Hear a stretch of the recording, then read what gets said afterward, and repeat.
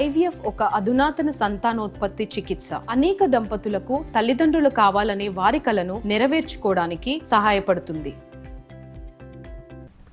రుణమాఫీపై Congress BRS నేతల మధ్య మాటల మంటలు రేగుతున్నాయి. రైతుల రుణమాఫీ సగమే చేశారని బీఆర్ఎస్ ఎమ్మెల్యే హరీష్ రావు విమర్శించారు. ఈ ఆరోపణలకు కాంగ్రెస్ నేత మల్లు రవి స్ట్రాంగ్ కౌంటర్ ఇచ్చారు.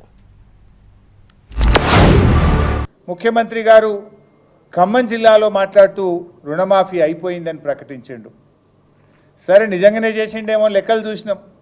లెక్కలు చూస్తే ఆయన చేసింది 17,000 కోట్లు 22 లక్షల మంది రైతులకు మాత్రమే చేసిండ్రు. అసెంబ్లీ ఎన్నికలప్పుడు ఏం చెప్పిండ్రు? 40,000 కోట్లు అని చెప్పిండ్రు. ఇప్పుడు తీరా చేసింది 17,000 కోట్లు, అంటే 23,000 కోట్లు కోత పెట్టిండ్రు.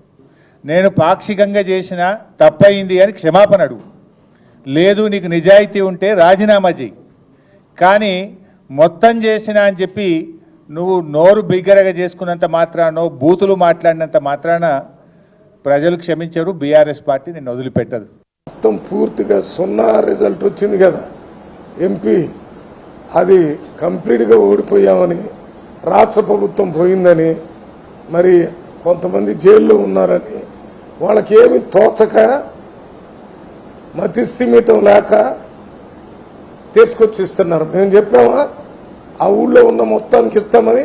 ఆ ఊళ్ళో ఎవరికైతే 2 లక్షల రూపాయలు అప్పు ఉంటుందో అది చేస్తామని చెప్పాం. దానివల్ల ఎక్కువ మంది ప్రజలకు లాభం జరిగింది.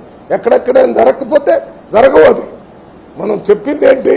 మీలాగా ఎవరికి పడితే వాళ్ళు రియల్ ఎస్టేట్ చేసిన భూములకి, లేకపోతే గుట్టలు పర్వతాలు ఉన్న దగ్గర కూడా బడ్జెట్ ఇచ్చేస్తే నీ డబ్బు కాదు కదా అది.